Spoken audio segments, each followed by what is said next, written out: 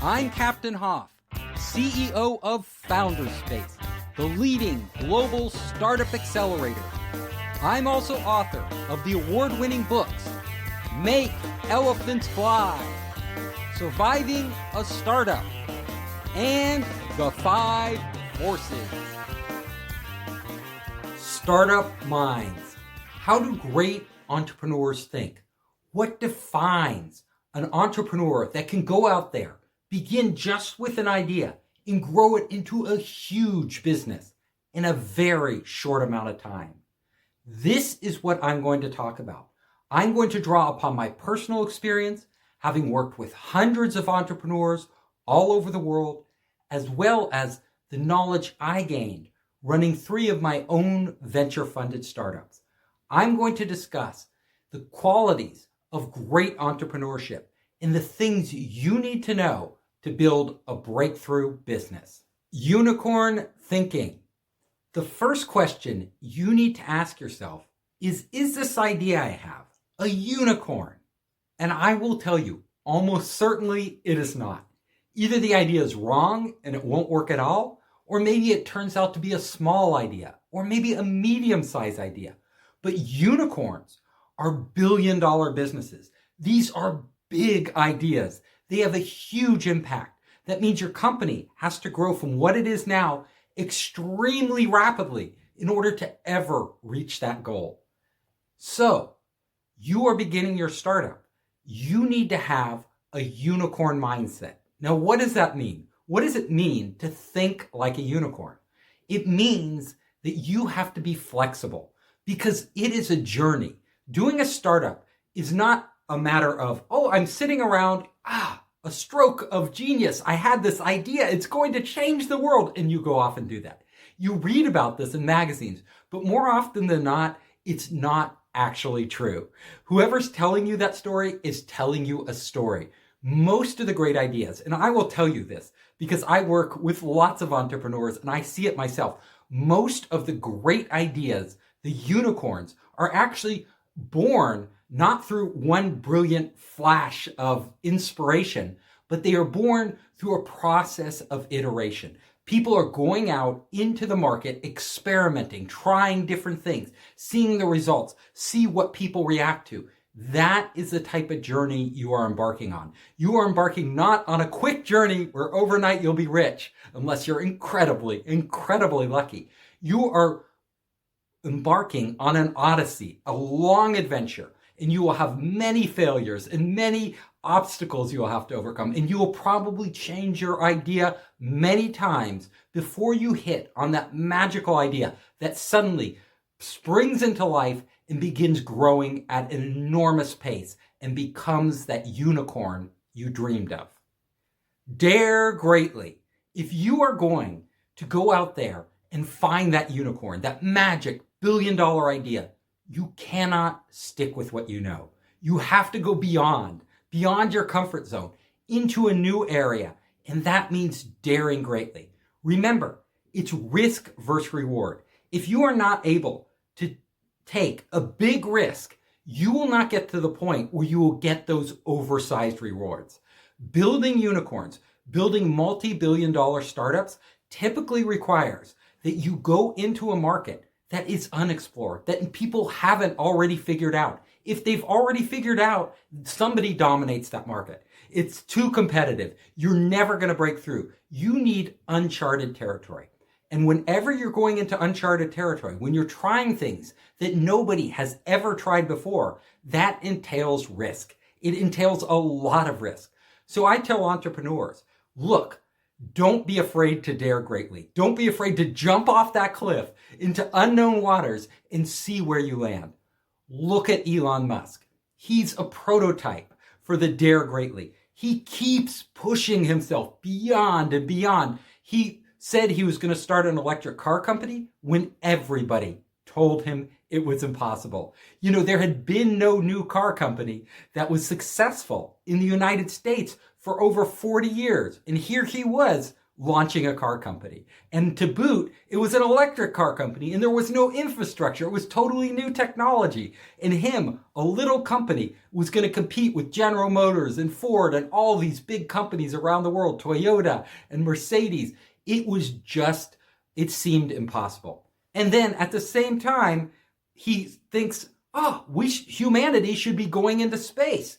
He launches SpaceX, a whole nother company with another huge, impossible mission to take humanity to Mars. This is what I mean. You don't have to go to that extreme, but you really have to have that mindset. Great entrepreneurs aren't afraid. They don't hold back. They don't say, well, that's too big a risk. I'm sorry, I'm not going to do it. In fact, they say the opposite. They say, if I can see that there's technology that can get us there, I am not only willing to take the risk, I will lead the way. I will lead the market there. And that's what venture capital is for. It's to help you dare greatly and do the impossible. Go deep. It's not enough to take a big risk. It's not enough to have a great idea. You really need to go beyond where everybody else in the industry has gone. This means that you have to go deep. You have to think more deeply and know more about your product, your industry, what your customer wants than other people. In reality, most people out there, they think about their business, but they always stop at a certain point. And that point is usually where everybody else stops. It's a point where you feel like you know it all. You accept conventional wisdom. You look around you and say, oh, this has been true in the past, so it's true in the future. But really great entrepreneurs, they don't stop there. They keep learning. They keep pushing. They keep trying stuff. They go further and further and further. If you're in an industry, I don't care what it is, you need to know everything about it. You need to understand all the details of your industry, even more than people who've been in it forever. But you need to look at it from a fresh perspective. You need to look at it through new eyes. This is why most entrepreneurs, they haven't been in the business. They haven't been entrenched. They haven't been doing that business for 20 years. Because if you do, you start to blind yourself. You don't even try things that that a new person would try because you don't know a lot. So it's a combination of ignorance, of not knowing and not accepting the way things were done. But at the same time, going deep, figuring out what is it about your industry that isn't being served. How could you do things in a way that nobody's doing them? How could you offer more value to your customer than anybody is offering right now? And what new technologies can you bring to bear to totally change your industry? Keep learning. Go deep. Study everything your competitors do. Read everything about your industry. Being obsessed about your industry. Pushing and pushing and pushing. Gathering knowledge from every possible sort. And then arranging it in new ways and looking for where's an opportunity? Where is there an opportunity to make a connection between two things? Maybe even in unrelated industries that would actually transform what you're doing in your business. That's what I mean by go deep. Build your team. The first thing you should do when you start your company is focus on building your team. You would be surprised, but a lot of entrepreneurs I meet don't do this. They actually think they need an idea, so they spend all their time trying to think of an idea. And once they get an idea they believe is good, then they just start working on it. They start building it. They hire contractors to help them build it, but they don't get together their core team. This is a huge mistake. I will tell you, the more work you do before you pull in your core co-founders, the people who are going to build the company with you, the harder it is to actually bring in those co-founders. Why is that? Well, first of all, once you start to make progress on something alone, solo, working on it, maybe you're hiring people now and then to help you, some programmers in India or wherever to get things done, but you're not building your core management team. The further along you get and the more money you invest, the less likely you are going to be able to attract other people. Why? Well, number one is you're building something and they're not involved. It's not their idea. It's all yours. And when people are co-founders, they want it to be their idea too. They want to share in that. They want to share in the process of developing it. And they also want a decent share of equity. The further you go on your own, the harder it is for you to justify giving them equity that would be enough to get them to come on board as co-founders. And what you need to do a startup more than anything is really talented co-founders. These are co-founders who could have been working for Google or Microsoft or IBM or any big company out there. They could have gotten a great salary, but they're sacrificing that to come work for you for really no money, just a share of this company, which at the time isn't worth anything because you're just beginning.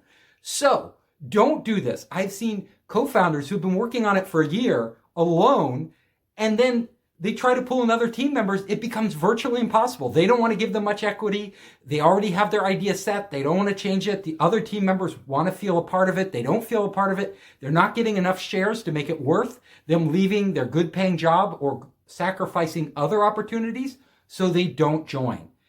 If you are going to build a startup, it is easiest to pull the team members you need at the very beginning, when you are first starting out, before you do any work.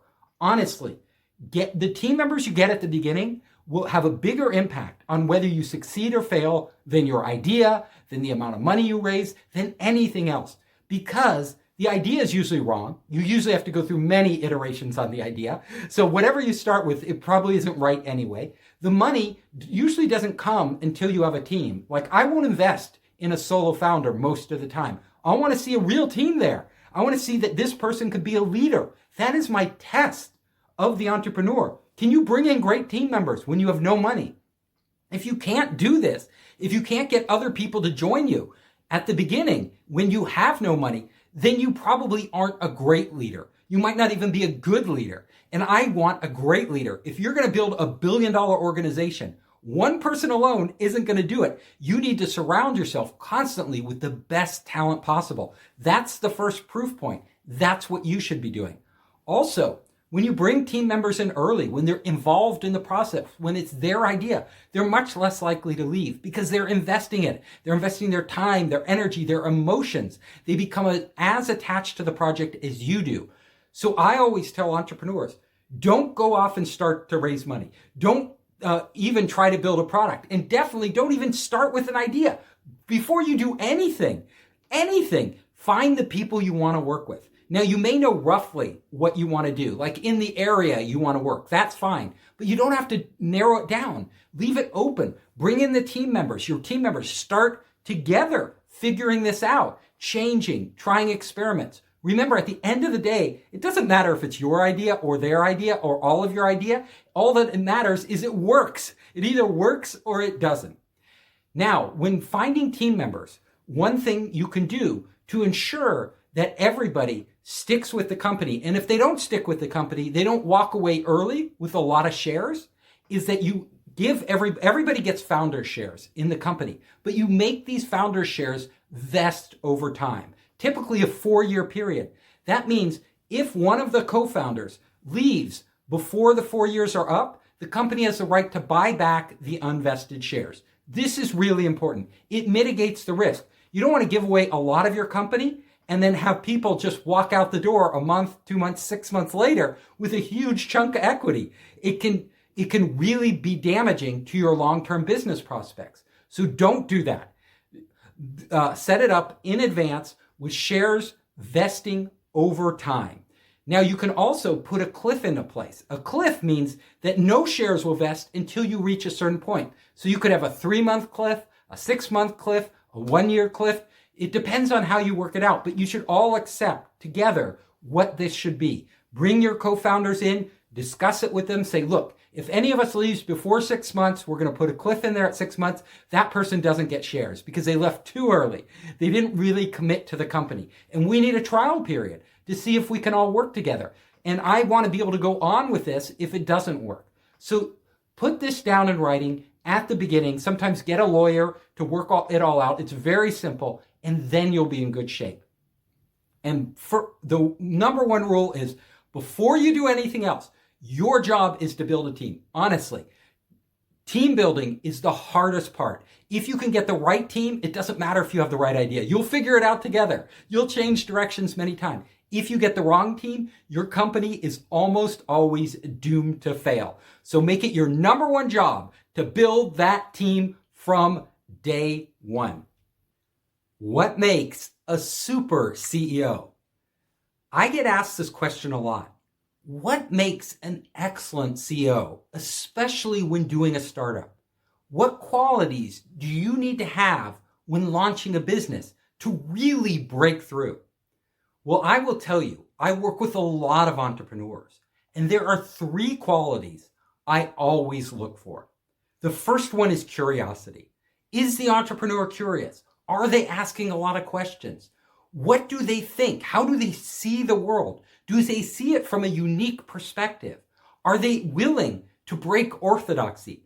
When they're in a situation, if they're in a business, they're asking, why are people doing it this way? Couldn't they do it this way? What about this technology? Has anybody tried this? These type of hungry minds that are always absorbing information, always reading, always learning, hungry to try things different, curious people. That is the number one quality I look for. If you're curious, I can be pretty sure you're going to come across, at some point, stumble across some insight, and you're going to go deep on that and figure it out in a way that nobody else has before. Number 2, just as essential, leadership. You have to be able to lead. Being a CEO is different. You can be other roles in the company, but if you're going to be the CEO, the number one thing you need to do is lead. Leadership first means bringing in the great people, building that team. But there's a lot more to leadership. The next thing you need to do, bring in customers. Get the customers. You need to go out, sell them, get them to believe in what you're doing. Then you need to bring in investment, get the venture capital. Then you bring in the press, get the media focused. Great CEOs have this leadership ability to attract, to bring resources into their company, to grow their company, to set a vision, to get people to follow them, to take chances when otherwise they wouldn't do it. They would not want to take, most people don't want to take big chances. They want a sure thing. They would rather stick with what they know. But a great leader can take these crazy ideas and actually get everybody to follow them into the unknown, into uncharted territory. Even if it turns out to be a disaster, they keep leading, they keep trying, and ultimately the leadership will determine whether the company succeeds or fails. The third one is also a core trait. It's also essential. You need all 3 of these to be really a great entrepreneur. The third one is stamina, resilience, the ability to confront hardship and have it knock you down, have it, really, shatter all hope, but then you get up again and you just keep going. You look at the entrepreneurs. There are entrepreneurs out there and they have lots of trouble. They're always running into trouble. I will tell you, every single one of my startups, there's been a nightmare situation, a situation you think you can never get out of. The really true entrepreneurs always never give up. They just keep fighting until the very end. It doesn't mean you always succeed. It doesn't mean everything you try will work. Most of the stuff won't. A lot of times you'll have to totally pivot. Sometimes you will have companies that go bankrupt. Look at Jack Ma, the founder of Alibaba. His first companies didn't work out. Bill Gates, his first company didn't work out. Steve Jobs had plenty of failures. That isn't the point. The point is that they kept going. They didn't sit around and let that failure define them. They had stamina. They had resilience. They've done studies and they found that the people in life who are most successful are the ones who have this ability to bounce back. So if you don't have it, you're probably not going to get through it. Even if you're super curious, even if you're a great leader, you're going to hit hardship at some time. And that's the time you need resilience. So those are the 3 qualities that I see making a super CEO. Keep it secret. Should you keep your precious idea secret? Should you tell nobody? Because they may steal your idea and run with it and beat you to market. This is a fear of a lot of entrepreneurs. I had this fear when I launched my companies. A lot of entrepreneurs come to me and say, Steve, should I show people my idea? You know what I tell them? You have to show people your idea. You cannot keep it secret. Honestly, I'm not telling you to go out there and go in front of a room full of competitors at a conference and announce your new idea, your new brilliant idea, so all of them can copy you. Do not do that. But you also, on the other extreme, should not keep the idea all to yourself. The reason is because your precious idea, the idea you think is so great, might not even work. And if it works, it probably only works part way. You probably only part way figured it out. You have to take that idea into the real world. And the only way to do that is to expose it to people. You have to bring it out and show it to potential customers. Get their feedback. Have them start engaging with it. Whether it's an early prototype, whether it's an alpha or beta version, whether it's just a PowerPoint, you need to get in front of these customers and figure out if they need your idea, if they're willing to pay for it, if this is something that will make a difference in their lives. If it's not, you're probably on the wrong path and you need to change. And the sooner you change, the better. I will tell you, far more companies, like 10 to 1, die because they simply are on the wrong path. They don't even know it, but their idea is no good, rather than companies where some competitor steals their idea. Very rarely does a competitor kill you. If you have the right idea, you have the right team, you're moving fast, it's hard for people to compete with you. You can go and execute on that idea even when people are trying to steal it. And trust me, in the real world, the first time your article, your product gets any press, any media, it's out there. It's out there in the real world. Everybody who wants to see it can see it. And anybody who wants to copy you can copy you. So that's inevitable. People will see your idea and people will copy your idea. But the most important thing is that you figure out the details of that idea. Not the big picture, but the really nitty-gritty details. That's what defines whether a product really works in the marketplace or whether it doesn't. Whether there's demand or whether there isn't. And more often than not, when you're beginning, if you keep your idea all to yourself, at the beginning, you won't know. And you won't be able to progress. Now, being an entrepreneur is about coming up with an idea and taking it into the world as soon as possible. Getting feedback, gathering data, talking to investors. If you're afraid to talk to investors, you won't raise money, right? You're afraid they may copy you or give your idea to another company? Well, they may, but the chance is small compared to you not getting money if you don't talk to them at all, and them giving their money to somebody else who ends up beating you because they have all the funding and resources which you don't. So no matter what you do, you have to take your idea into the real world. It's better to do this in an orchestrated fashion. Honestly, you don't want to, when you go to an investor, you don't want to go to an investor who's already invested in a competitor. So look at their portfolio. Ask them. I do this before I meet with an investor. I say, I tell them briefly what I do without revealing any of our real secrets. And then I say, have you invested in a competing company? If they say yes, I don't meet with them. If they say no, I double check their portfolio. Seems true, I go meet with them. I take the risk. You have to take it. You have to meet with customers. Could one of them walk off and make your idea? Yes, but this is an inherent risk of doing business. It's part of the process. Please don't hold yourself back. Do not keep your idea secret. I've seen so many startups in my lifetime that have kept their ideas to themselves and nothing ever happens. They end up spinning their wheels in their own little bubble, their own little world. They never get out there and they never get a product that's really usable, really valuable. Trust me, there are a gazillion ideas in the world. There are so many ideas, but getting something to work, figuring out how to actually make it work and build it and get the resources to launch it, that's the hard part of being an entrepreneur. And to do that, you must go out there with your idea. You must expose it. Money won't save you. I live in Silicon Valley. I work here. I invest here. I meet entrepreneurs all the time that are coming here. And a lot of them believe the money is the end game. When they get that money, when they close their Series A round or whatever round they're after, it will solve all their problems. Trust me, it doesn't. I've been there. I know. That's when your problems begin, is when you get the money. It's not when they end. When you're launching a company, it's very easy to buy into the myth that all you need for you to be wildly successful is to get a top tier VC firm to get in with you, to give you the money, to give you the connections, to give you everything else, and then it will take care of itself. Well, money never solves the core problems of a business. Never. There are so many examples I've seen that companies that received not just millions of dollars, but tens of millions of dollars or hundreds of millions of dollars, and they went nowhere because they hadn't really figured it out. Before you get the money, you need to figure out your business. Now, let me give you an example. There was a company called Fab. You probably don't know them, but they were really popular for a short amount of time. FAB.com, Fab. This company had these flash sales, and it seemed like they were doing incredibly well. They were growing at an enormous rate. They actually wound up raising $400 million. $400 million. And they were just booming.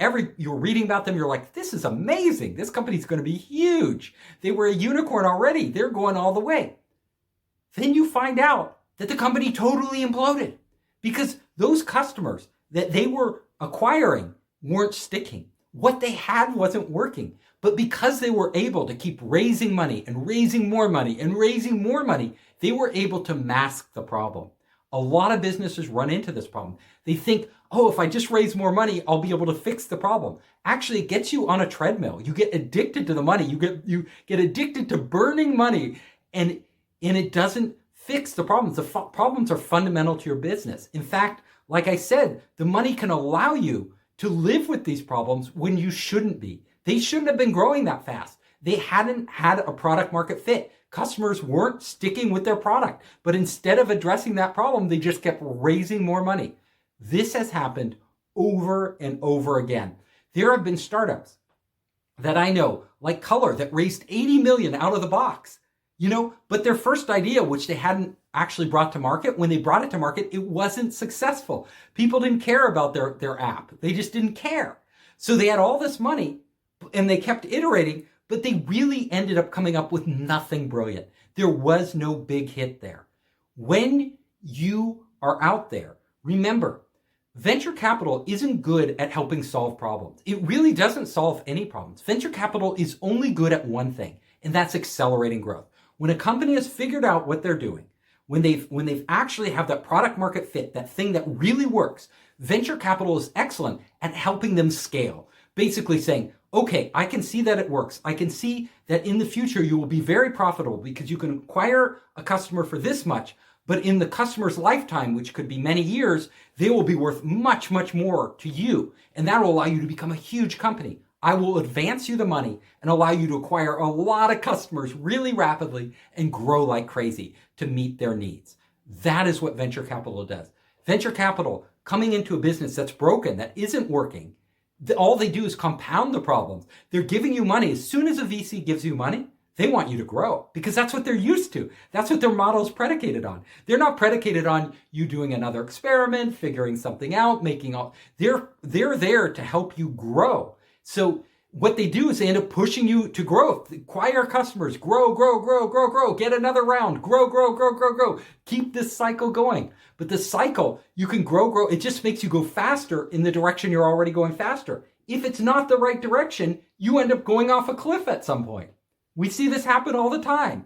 You saw it happen with the bicycle sharing companies. They in China especially, these companies like Ofo grew so fast with, so much money. Bikes were everywhere, but the business model didn't work. So what you end up with is, dead bikes on all these street corners, just sitting there, dumped in piles. It's crazy. This is where the funding gets ahead of the business. So as an entrepreneur, you don't want too much money. You want just enough money at the beginning to experiment, to work on your idea, to try different things at a slower pace, to figure out what customers really need. Don't raise a lot of capital, even if you're offered it. It won't help you. In fact, like I said, it's going to push you in the wrong direction. They're going to force you to lock down. You're going to start hiring people and start going. What you need to do is keep your team small, keep experimenting, trying different things, and only when you're 100% sure that, wow, I've figured something out nobody else has. This is great. It's a money-making machine. That's when you pull on the venture spigots and start filling up your company with cash and growing. Break the rules. When you're entering a market, you're at a disadvantage. You're a small startup. you don't have a lot of resources, you're usually up against bigger players who have been in the market a while, and those big companies are playing by the rules. A lot of them have written the rules. They grew up and the rules favor them. So if you're entering a new market, you don't want to play by their rules. You want different rules. You want to break their rules. Let me give you an example. Uber, when it came into the market for transportation, there were already taxi companies in these markets. They usually were licensed by the city. A lot of them had to spend a lot of money to buy these very expensive licenses called medallions in order to operate. Now, these companies, these taxi companies, they were all playing by the same rules.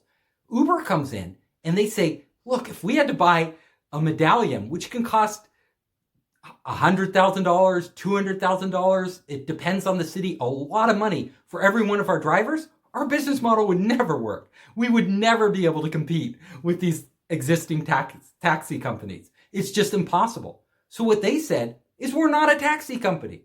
We aren't you. We're just an app. We're just connecting people who want to pick up customers, people who have a car and want to drive, with people who need a ride. That's what we are. We're an information technology company.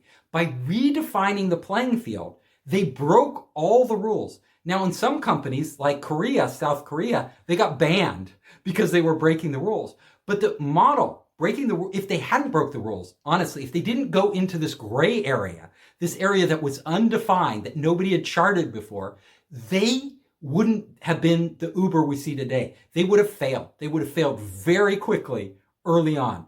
Only by breaking the taxi rules were they able to enter the market with a new, much lower cost, much more convenient service than any of their existing competitors were offering. Airbnb is another perfect example of breaking the rules. When Airbnb entered the market, they didn't say we're a hotel chain. They didn't say we're actually setting up bed and breakfasts in places, because if they would have said that, they would have had to play by all the rules. They would have had to get fire permits, zoning permits, they would have had all these city and government restrictions that they would have had to follow. It would have been a nightmare, and they could not have scaled their business like they did. So Airbnb said, no, we're not a hospitality company. We're not running a hotel or a bed and breakfast. What we are is we're actually just an information technology company connecting people who have space in their home with people who would like to stay with them. That's all we're doing. This allowed them to get into the market, grow really fast by entering this gray area where the rules weren't written because they redefined it. They totally rewrote the rules and broke whatever existing rules there were. And then they grew quickly. Later, many cities started to impose regulations, but then it was almost too late. There's some place where Airbnb is totally restricted, but in most markets, they operate pretty much as they always have. Maybe they have to play by certain rules. People can only rent their places for so many days, but by now it doesn't matter. They're the dominant player. They're the dominant player, and they're still growing fast. This is one of the keys to entering a market. As an entrepreneur, what I want you to do is write down a list of all the rules your competitors play by, everything.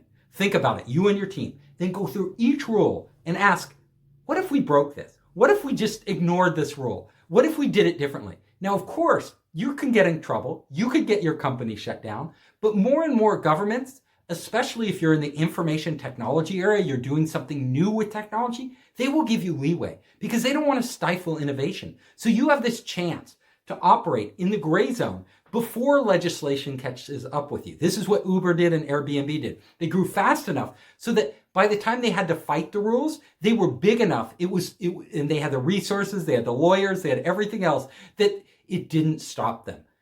In your market, what rules can you break? And if you don't just break a rule for no reason, only break the rule if it gives you a significant competitive advantage, if it allows you to do something they aren't doing. And don't break rules which are clearly criminal. You don't want to be against the law. You only want to break the rules that are sort of undefined in this gray area, where you could argue one way or another that what you're doing is perfectly fine.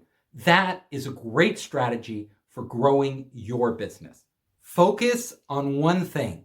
As an entrepreneur, You have to remember, when you're beginning, you don't have unlimited resources. You don't have unlimited time.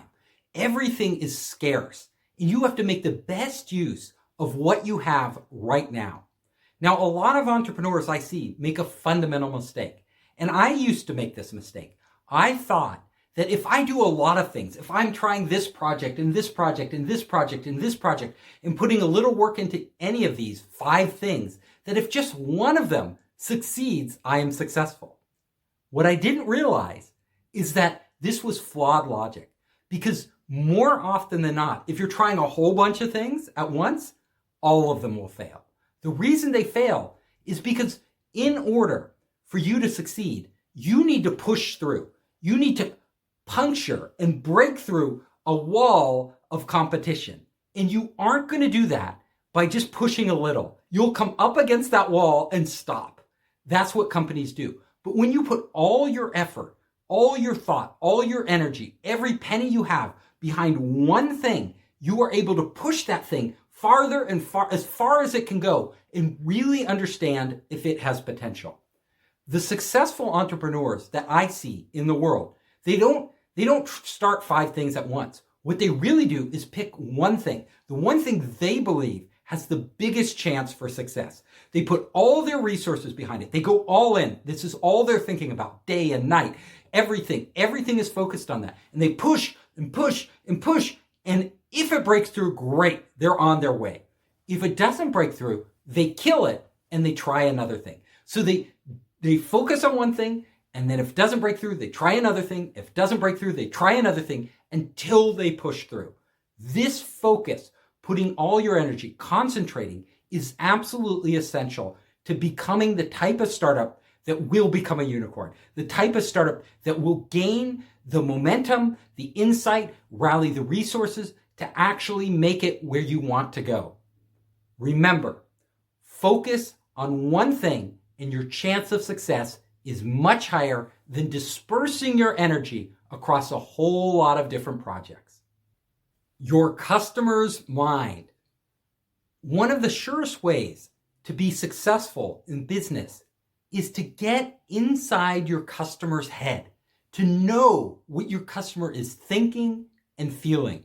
The closer you can get to penetrating the mind of your customer, the more chance you have to build a product or service that they really love and really need. I will tell you, I work with entrepreneurs. I watch them as they go through the process of innovating, of trying to figure out what to do. Too many of these entrepreneurs isolate themselves. They're in their own little bubble. They're making their product. They're doing it. They have their own ideas. They're talking to each other, but they aren't going out and really understanding who their customer is and how they view the world. The most successful entrepreneurs that I know, either they are building products because they are the customer, right? They know because they need this product for themselves. So they build it at their work or whatever it is. They have discovered that if I had this product, it would totally change the way I do my job or totally change my life. If that is the case, then you're already inside the mind of your customer. If you're building it for you to use, if you are the end user, then it's perfect fit. And that's why so many entrepreneurs actually come up with their ideas by building products that they need. But there are a lot of cases where you aren't the customer, where you're entering a market and you haven't been in their shoes. You haven't done the job of the customer.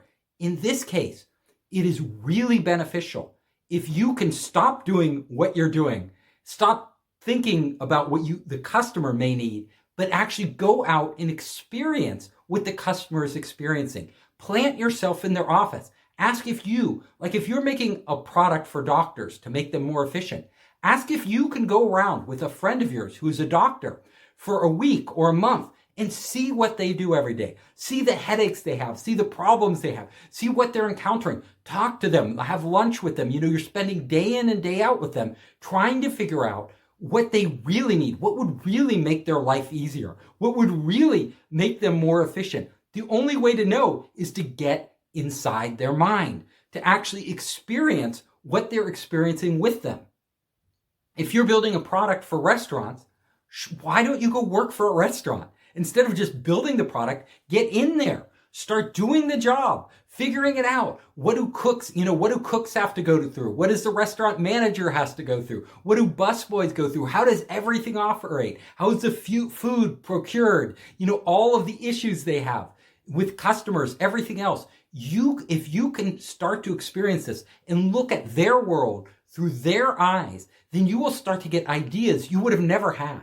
And there may be things you were thinking of building, things you thought they needed, which suddenly it opens up to you. They didn't need these. That was just in my head. I would have wasted a huge amount of time building something that they don't even care about. But now that I'm in their heads, I know exactly what will totally transform their lives for the better.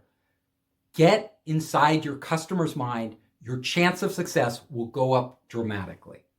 Good versus great. There are a lot of products out there. I don't care who you are going to face competition. And at the end of the day, if you are making a good product, even a really good product, you are probably going to fail. The reason why? Because somebody out there is going to make a great product. And customers, they always choose the great one. Why wouldn't they? Why would you settle for good or even really good when you could have great? Think of the apps on your phone. Think of how many apps there are in the App Store. Hundreds of thousands of apps. I mean, who knows how many apps there are? But usually you download an app to your phone, you look at it, oh, that's pretty good. You start using it. Yeah, pretty good. A week later, delete, the app is gone. You didn't care. You only care about the great ones, the ones that really provide value to you, the ones that are better than the competition. And honestly, word travels fast. If you're using something, you usually heard it from somebody else. You read about it in some article. People are herd animals. We all go to the very best one. When search engines began, there were close to 20 search engines, 20 major ones, not even the minor ones. But how many are there today? And how many do we even care about? There's really only Google. Google is the great one, right? That is the one, it wiped everybody else out there because it was significantly better. All the good search engines, and there were plenty of them, we don't even know their names anymore. Do you remember InfoSeek? Most people don't. But there were a lot of these search engines. Alta Vista, people thought it was pretty good. They said it was really good, but it wasn't great. It wasn't at Google's level. So in the world we live in today, with new technology always coming, new ideas always coming, new competition right around the corner, you not only have to be great from the start, you have to be the very best in your industry, but you have to maintain that greatness. You have to always be focused on everything you do in being great. Now, great isn't just that you have the best product in the world. Great has many things. The quality of the product, what the product is able to do for customers, the features it has, the price it has, right? Is it great for the price? If you have if your product is a great deal, people will buy it, even if it's not the best product. Other people may prefer to buy the product that has the most features, does the most for them, gets the best reviews. There are different ways to be great, but no matter what you are in the world, you must be great because otherwise you're just going to get lost in the crowd. Copy competitors. Should you copy competitors? I'm a big one. I always say innovate, innovate, innovate. You have to do something unique. You have to do something different. But I am not saying don't copy competitors. Yes, you should copy competitors. Always copy your competitors. Honestly, your competitors are out there. If they have a great idea, you should use it. Why wouldn't you? It's not enough. Being different isn't about copying competitors. Every great company is always monitoring their competitors, looking at everything their competitors do. You should be out there. You should know your competitors as well as you know your own product. You should follow everything they do. You should have your team always going to your competitors, trying out what they're doing, seeing what mistakes they're making so you can fix and improve upon those, and what things they do really, really well, and borrowing those, using those, incorporating those features into your products. That's how you remain competitive. That's how you stay at the top of the game. But the one thing you need, in addition to copying competitors, you need everything they have, at least as good as they have it. But you need one area that you excel, that makes you different, which you are so much better than everybody else, that it gives customers a reason to come to you and stay with you. So that you don't have to innovate across everything. You can't. For most products and services out there, there are too many areas to innovate on. But you need to keep up with your competitors in those areas and figure out that one thing that people are going to come to you for. Why do they come to you? And in that area, you do have to innovate. So yes, copy competitors all the time while innovating in the area that can add the most value to the customers you're targeting. Value over money. The really smart startups that I work with and that I see in the industry always focus on providing value to their customer over making money today. You can look at companies that grow really fast, and these companies tend to be laser focused on the value they create.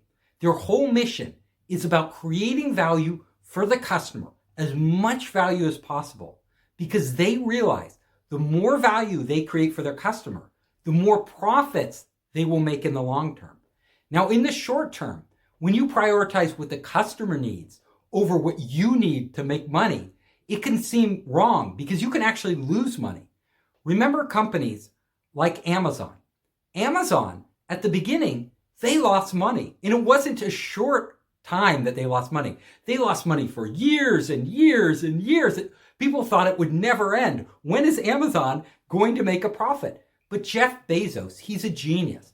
And he made it his number one priority from day one: create value for the customer. Whatever we do, we have to be focused on what the customer needs, not what we need, not what I think I need as the CEO of a company. Yes, we need money, but we can put off that money if we are creating enough value for the customer. Because when you create what I call extreme value for a customer, they get hooked on you. They get locked in. They won't go anywhere else. And that's when you win. That's when you can really start monetizing those customers. So from day one, Amazon said, we're going to do things differently.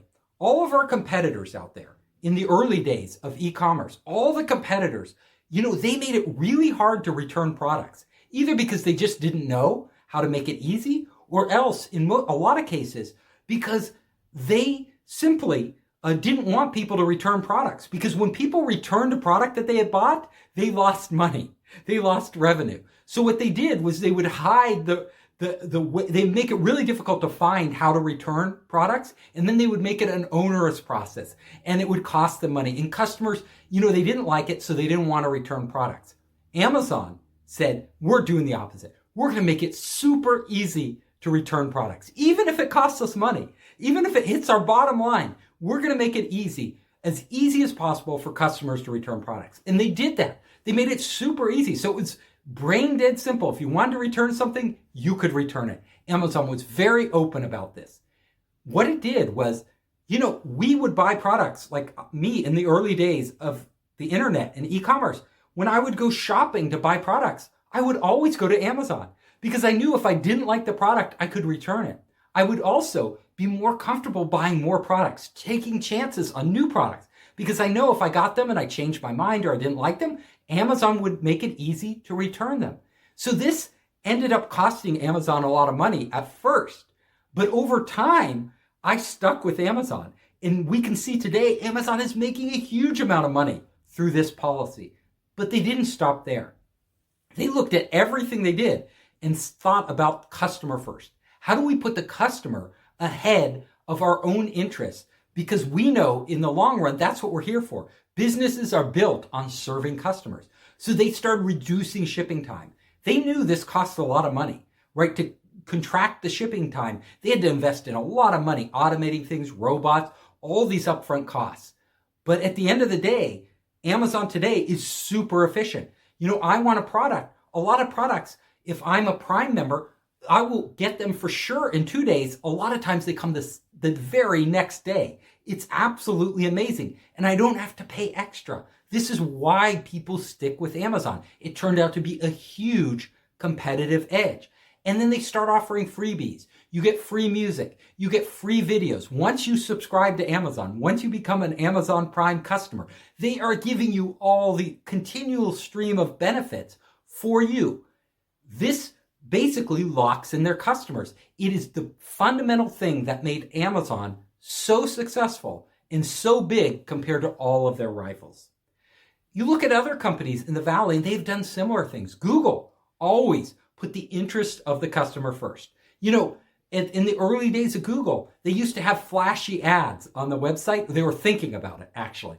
You know, and Larry Page looked at these ads that were all flashy and he says, I don't want those on the site. That distracts users from their main purpose. Their main purpose is to search for something. We should make the ads integrated into the site. They shouldn't jump out at you. You should see it's an advertisement, but it should look like other search results. So it's just text. It's not flashing. It's not, there are no graphics. It feels like part of the site, and that the search results are actually useful to people. Even the ad results. When you type on something, you're looking for pillows, the fluffiest pillow. You'll see a lot of reviews of different pillows from various sites, but you'll also see advertisements for pillows, fluffy pillows.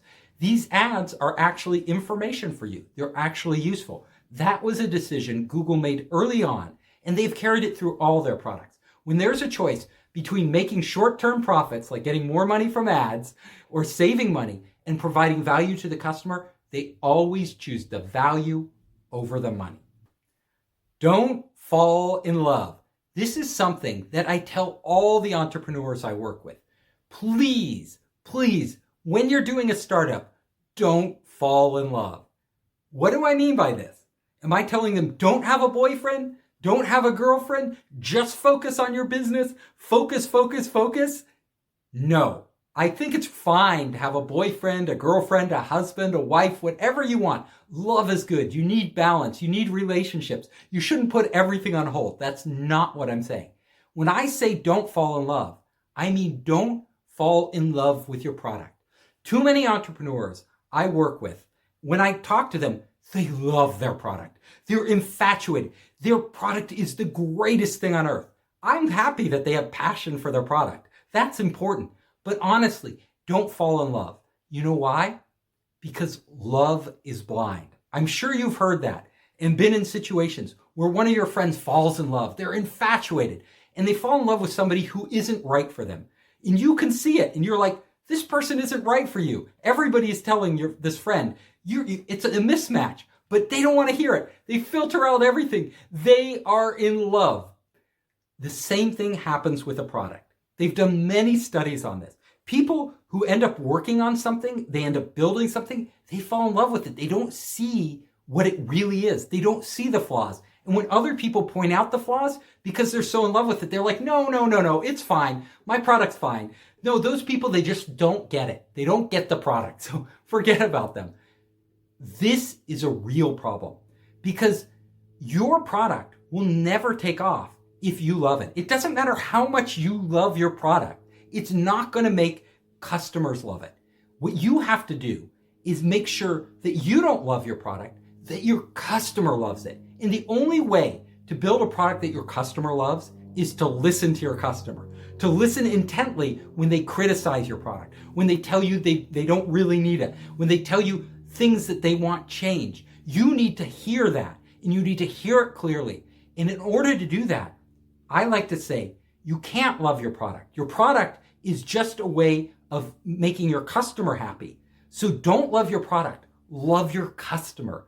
Love everything. And then you, by loving your customer, you'll want to make them happy and you'll want to make them fall in love with your product.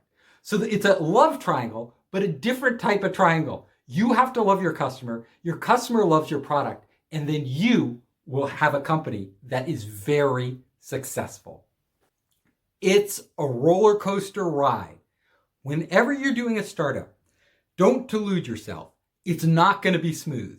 Doing a startup is like hopping on a roller coaster. You're going to go through huge swings, up and down and all around, loop-de-loops. It's going to throw you every which way you can imagine. So you have to be prepared when you enter the driver's seat of a startup that you are going on a wild ride that is going to be full of ups and downs, great heights of elation, followed by days of depression. This is normal. It's not abnormal. This is the This is standard. Like when I was doing my startups, my 3 different venture funded startups, I will tell you, one week we were on top of the world. Everything was going great. The next week, an employee would quit or something, or a deal would fall through, and it was a disaster. In order to really make progress in a startup and to enjoy the process, you have to mentally, ahead of time, prepare yourself for this type of environment, for a world where you cannot predict day to day what will happen. Because if you expect it to just be normal, like any job, you're really in for a surprise, and probably not a pleasant surprise. So whenever I do a startup now, I'm just like, I don't care what they throw at me. I don't care what happens. I'm not going to get too worked up about it. I know that I could be on top of the world today and on the bottom tomorrow. Whether I'm on top or bottom, I'm going to try to feel like it's the same. It really doesn't matter. All I care about is that over the long haul, I'm moving forward. I'm moving towards some goal. And along the way, all the crazy turns and everything else along the way, that's fine. We can go off, we can fail, we can do this, we can achieve that. It's all fine as long as I am enjoying the ride of my life. So remember, when you're doing a startup, prepare yourself both physically and mentally for a roller coaster ride. Otherwise, you may just get sick and throw up all over yourself, and you don't want that. Know yourself. If you're getting on the startup ride and you're going on this crazy roller coaster with all the ups and downs that it entails, it's really important to know yourself. I work with a lot of startup founders, and I can see them. I can see the pain, the suffering, everything they're going through. And I will tell you, some of them were born to be entrepreneurs, but other ones of them were never cut out to be an entrepreneur. I could see they would be so perfect and so happy if they were in a different role, if they were working in a large, stable corporation, if they had a job in a research lab. These people, many of them, would be great even as a co-founder, supporting the chairman and CEO. But to be in the chairman and CEO role, if you don't have it in you, what it really takes, the leadership ability, the stamina, everything else that is required of the CEO, then maybe you should consider switching. Just because you're founding a startup and you start as the CEO doesn't mean you have to continue to be the CEO. I know many really successful startup founders in Silicon Valley that began as a CEO and then they moved into another role because they thought somebody else could do this better. Either they still had a lot to learn.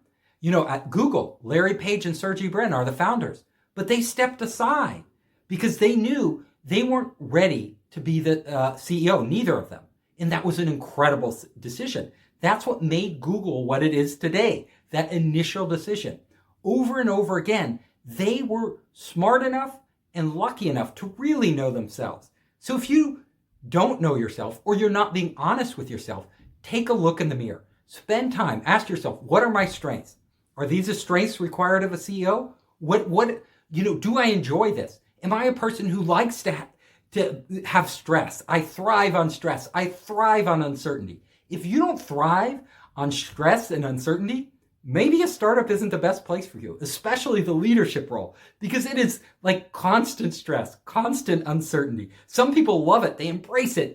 It's just perfect for them. And other people, it's a torture. It's really a torture. And why put yourself through a torture?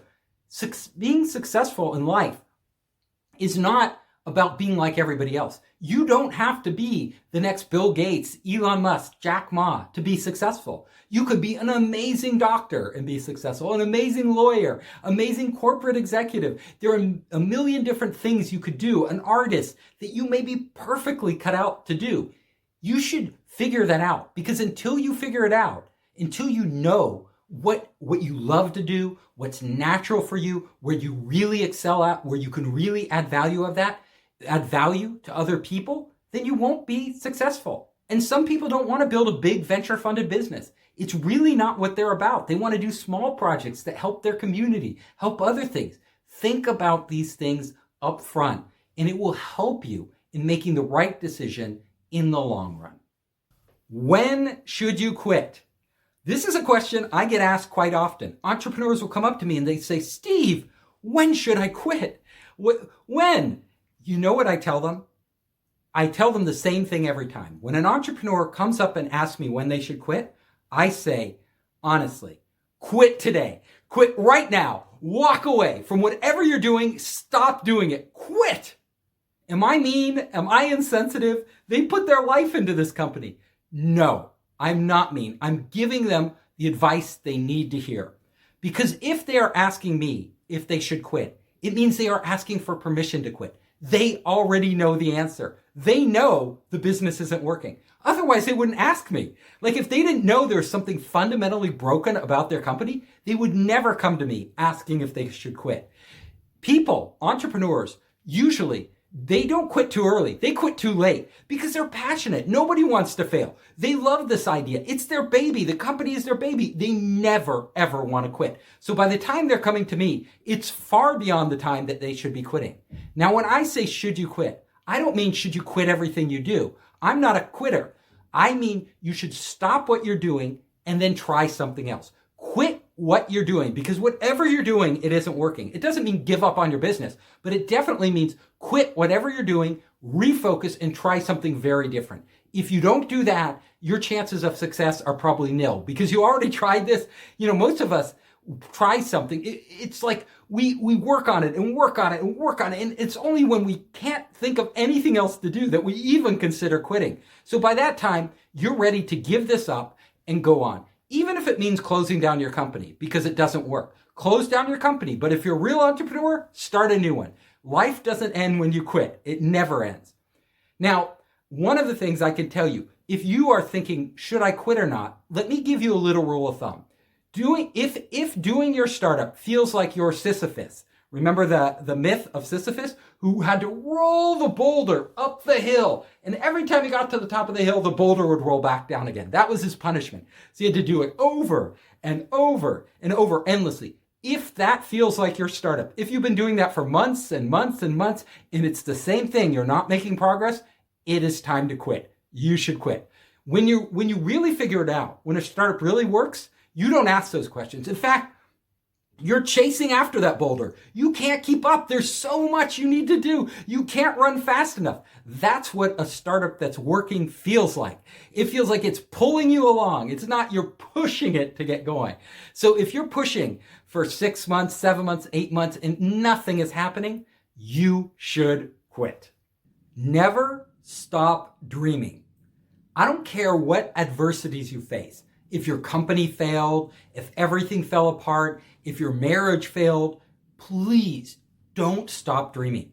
Because what dreams are is what we are. It's our soul. The soul of humanity is dreams. We all live not just to survive, but we live to do something more, something great, to contribute something to the world. And as long as you can dream, you have the potential of doing that. And there's nobody who can tell you you can't but yourself. Because if you believe you can, there will be another opportunity. You will create that opportunity to do something. I will tell you, in my own life, I've had failures. I've had points where I was so low, I thought I just can't do this again. I can't go through it again. But you know what? Sure enough, I just allowed myself to dream. And some new dream came up and replaced my old dream. And then I was on a new journey. And I wouldn't be where I am today. I wouldn't be successful if I hadn't followed my dreams. My whole career, I've always did what I dreamed of doing. I never wanted to get to the end of my life and say, oh, I could have done that, but I was afraid to dream. I didn't allow myself. I didn't want to suffer. I thought the dream is what matters. You know, human beings, we don't live in a reality. We create reality. The reality you and I live in is a reality in our head. And that is as much our dreams as anything else out there. So anything people are telling you is only partially true. You can change that by changing how you look at the world, what opportunities you see. If you dream, a dreamer, an entrepreneur sees opportunities other people don't because they allow themselves to imagine a future that other people can't see. This is the essence of being an entrepreneur. And this is what I want you to understand more than anything. It's your dreams that allow you to do great things. And if you cut off your dreams, if you say, I'm only going to be realistic now, I'm only going to be practical now. I'm not going to take any big chances. These things will start to kill your dreams. They'll start to limit them, shrink them down. I don't want you to do that. No matter what you do in your life, please never stop dreaming, and you will be successful. I tell you, you will be successful. You may not be running a big company. It doesn't matter, honestly. You can do great work and you can have so many dreams. You could take the skills you have and put them to so many things. If in your community, you wind up starting a nonprofit and you transform the lives of those people around you, that's a magnificent thing, right? A big corporate CEO can't do that. They're too busy running their company. Only maybe you could do that. There's probably a dream out there right now that is just right for you. You may have to change your dream. It might not be what you thought it would be, but it can be something even better and more fulfilling and something maybe only you can give the world. I hope you enjoyed the talk. If you liked it, you can come to founderspace.com. You can check out our latest events, contact us, and see my latest books, Make Elephants Fly, Surviving a Startup, and The 5 Forces. You can also find me on all the major social networks. Just search for Founderspace.